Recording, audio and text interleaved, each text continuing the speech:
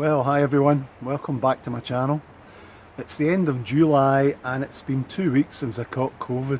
You'll see exactly what happened, but I had to basically abandon camp because I felt so bad.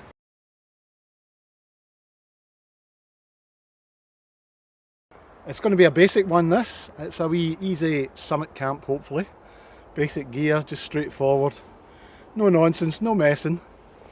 And I'm in, where am I actually here? I'm in the Stirlingshire area and you'll recognise the hill probably shortly. It's a very popular one when I get up there, but I'm just going to take a circuitous route and do it as a circuit. And I've got a new tent to try tonight, very basic, and I'm hoping it will stand up to whatever the weather will give us tonight. And feeling like crap, because I think I may have the start of COVID. Tested negative this morning, but the symptoms seem to be very similar to what they're saying about the latest. I'm about to move into a heat wave this week. It's 21 at the moment and very pleasant. But I'm taking this kind of shady trail up just to try and keep me out of the sun. But we're forecast to get up into the high 30s, I think, in the next day or two. It's getting really warm now. As soon as you're out in that sun, even there's a slight breeze, but it's not a lot, and it's absolutely roasting by my standards.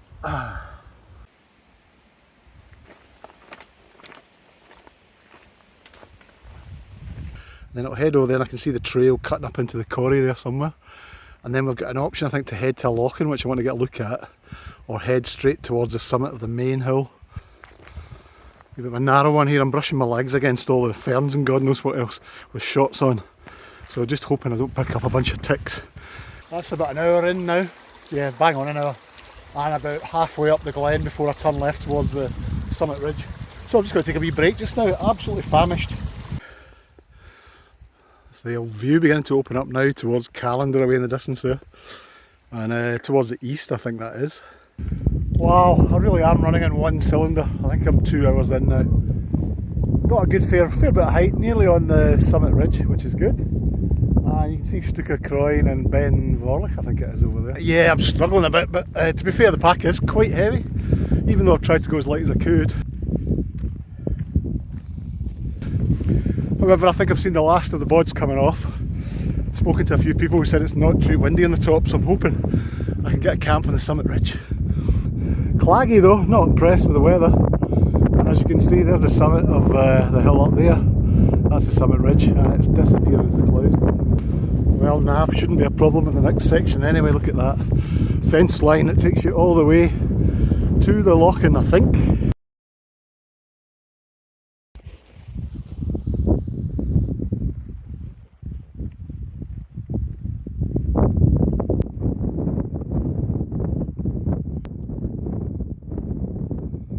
Yeah, I'm struggling to find a dry and even spot. It's either boggy or it's just uneven basically. This looked okay from a distance, but actually it's a bit of a marsh, as you can see. So that's not much good. And I'm not particularly incentivised at the moment to keep climbing up the hill to the summit, although I might have to do it. It would certainly shortcut tomorrow's mileage. The summit is not looking good. The forecast is not brilliant for clear conditions. Right, sorry guys, I'm going to bail to lower ground. So sometimes it just doesn't go to plan. Health, conditions, etc, etc. So I'm really sorry about that, guys. I'm going to head back down about an hour from the car. I'm in Stank Glen, which is the way I came up. I don't know if I mentioned it, but I can also say that Stank Glen does not stink. It's lovely. And Ben Ledy was the hill I wanted to camp on the top of, but unfortunately clagged in and very windy. So total waste of time, no chance of getting the drone up. Wouldn't have made for much, and the forecast, checking mountain forecast on NWIS, was actually slightly worse for tomorrow morning. So. Yep, and there you go folks, as suspected. So this is the first time in about 2 weeks I've actually been back out. So I'm going to take an easy walk along the West Highland Way and hopefully a wee wild camp at the end of it and just see how I feel. So it'll be straightforward, very simple. It's an area I know well and you may have seen in previous videos. So I'm in the Garaban Forest and I was hoping to use the 3FUL Gear Lanshan Pro 2 tonight, which was kindly given to me by Collins Outdoors. But unfortunately it's looking pretty windy, and I know from experience at the top of the hill that I'm going to camp on, it usually gets very windy. The wind gets compressed going over the ridge. So I think the Lanshan will just be a bit of a nightmare tonight. I think it will hold up, but it would just be a bad sleep. And they tend to flap quite badly. So not really my first choice for windy conditions. But you'll have seen it, and you'll see some clips in this video. I did use it briefly. I've had one night in it, and actually it was very good. More room than I expected, less condensation than I expected, and it was comfortable, but it wasn't challenging conditions. However, I know its limitations, and I'd rather use something a bit more bomb-proof, which I'll show you shortly when we get up there.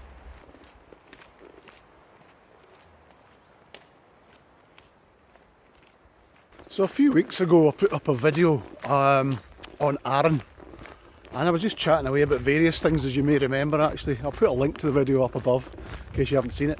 But one of the things I was intrigued about was Paul Messner, who at the time was having a wee bit of I think a nervous breakdown about going full time on YouTube. And I kind of just gave him my support, and I think he's obviously had a lot of support since, and he seems to be back on track and doing a lot of videos again, which is great. But what I was really surprised by was just the amount of criticism he got through the comments on my video. I was amazed how many folk just gave him a hard time. It seems there was, I don't know whether it's jealousy or what it is, but there seems an awful lot of people just don't like the idea that somebody should go full time doing YouTube. And the comments were things like, he's getting too big for his boots, and when he started doing this and that, the channel lost it, etc. But I don't really see the problem. If you want to go full time on YouTube, why not? He'd built up a huge following, obviously, and I don't really see what all the criticism is or the trolling is about. You know, I don't know whether people are jealous or whether they just get a bit envious of somebody's success. But to me, he's always been the kind of everyman. He says it himself, he's not particularly fit, he's a bit like me. But likes gear and likes the outdoors, and what's wrong with that at the end of the day, you know?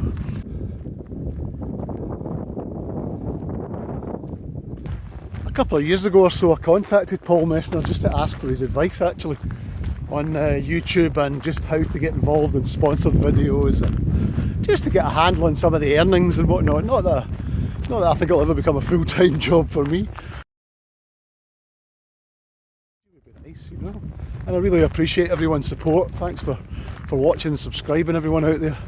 It's getting harder to get in touch with everyone direct and comment on everything that's said, but I really do read them all, so even if I don't get back to you personally, it's much appreciated that you bother to reach out at all.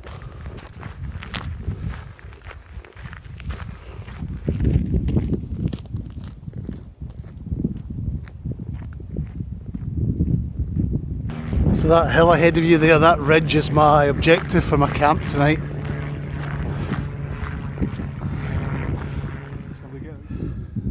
This is the widest part of Loch Lomond, so it's shallower, but it is much bigger in terms of surface area. I think it's the biggest inland loch in Britain. You can see the fault line for the islands there. That's the lower boundary fault line, Highland fault line of Scotland. Runs right across the loch from the hill here as part of it, and it just follows a line straight through and submerges in the loch and out the other side. Yeah, that's about an hour in. We're getting a wee bit closer. I think you can see the hill in the background. Gasping though, I need to get some water, so I'm just going to look for a stream. Feeling okay in the flat. Post-COVID, feels alright. I think when I hit the actual hill though, I'm going to really feel it, because I'm carrying quite a bit of gear, including the Ruko drone, which is not the lightest in the world. You want to say hello to the folks on YouTube? Yeah, an hour and 10, 15 in. So yeah, feeling good so far. It's not demanding terrain, it's fine. There is a stream about another half a mile ahead, so I'm going to fill up there and get a wee nibble, keep me going. But so far so good, feel alright. Touch wood.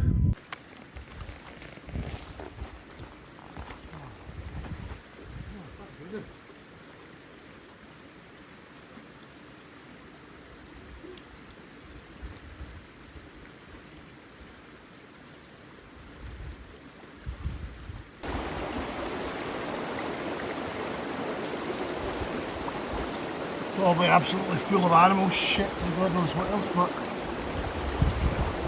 hopefully the filter will do its job. Well overdue.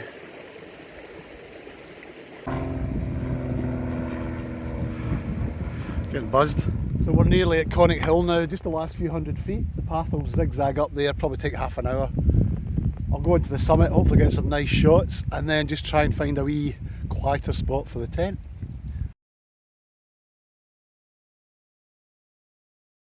This is probably my last chance to fill up on the way up. The hill's notoriously dry these days, so I've just topped up the water bottle and I'll take a full Nalgene for cooking tonight.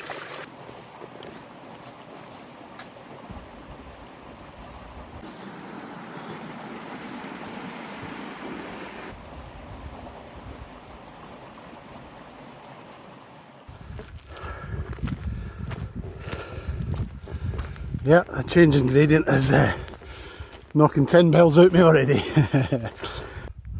So that's where I've come from, through the woods away over here, across the hill, down, that's where we got water first time, round, and then I've just topped up down in the valley here with a litre or so, and that should do me for tonight.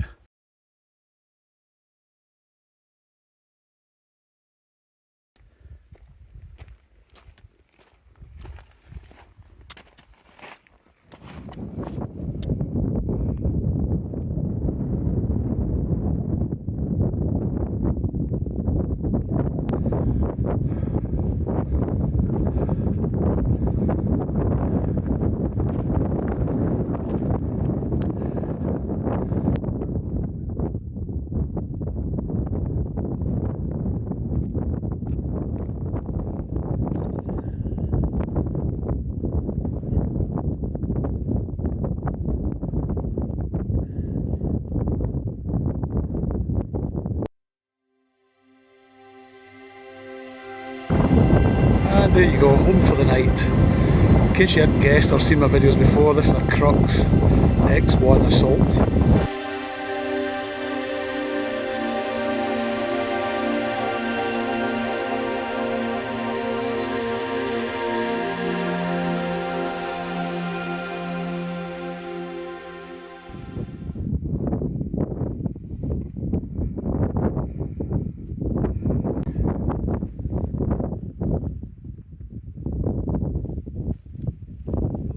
Bringing the Crux is always a good idea. Not as heavy as a Hilleberg Sulo, but just as strong, I would say. And a wee bit more room, probably.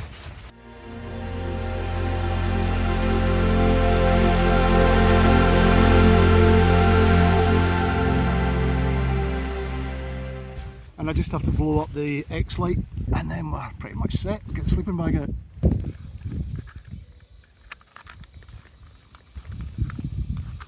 Good news so far is I don't see any ticks, hopefully.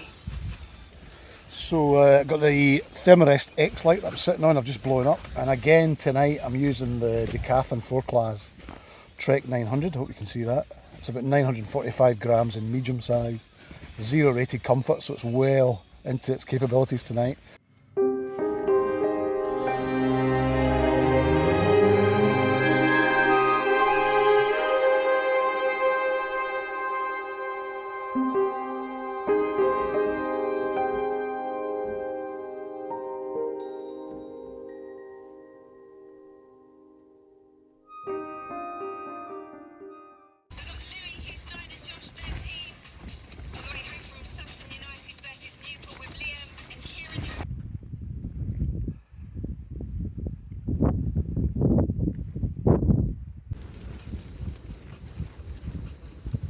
So tonight's culinary experience is some couscous, Mediterranean, and some tuna chunks.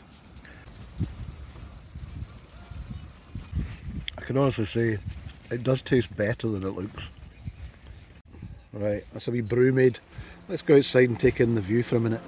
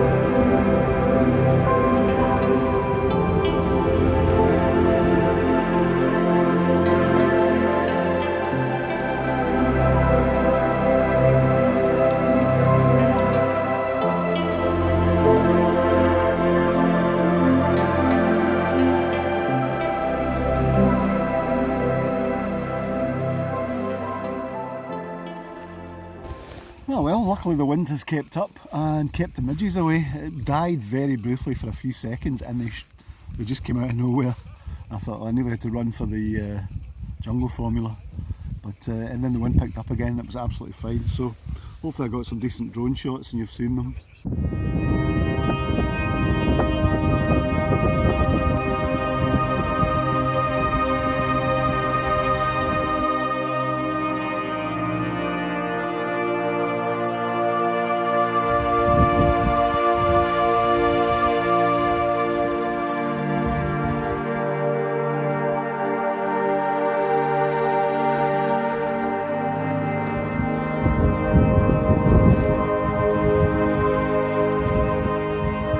Right everyone, I am off to my bed and I'll see you guys in the morning.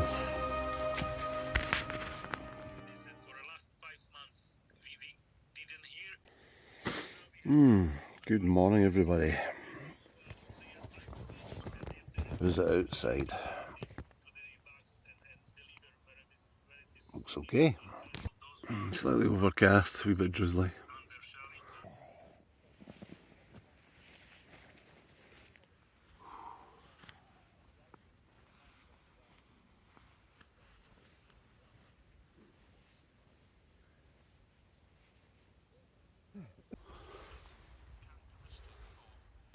You can see the mountains of Arran away in the distance there, just in your horizon. Look amazing. Sun's out over the west coast. Well, that was one of the best sleeps I've had in ages in a tent. That actually worked out pretty well. Wind died off during the night at some point, and it's now a midgie fest out here. Lucky if I can get a boil out of this, but we will try.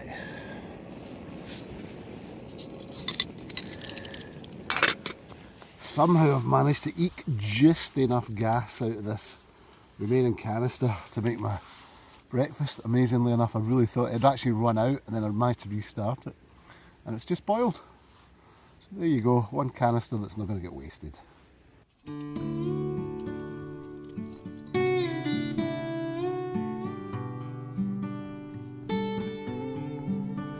Probably in the nick of time as well, here comes the rain.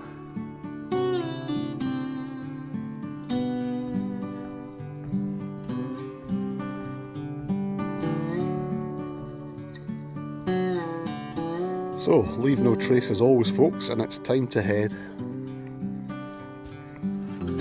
So thank you everybody for watching again. If you liked the video, please give us a wee like or subscribe. I'm going to head back, I'm not going to film anything. Not worth it, the clag is moving in. But there's still this is probably the nicest view of the day. So I will see you soon. Thanks again. Cheers just now.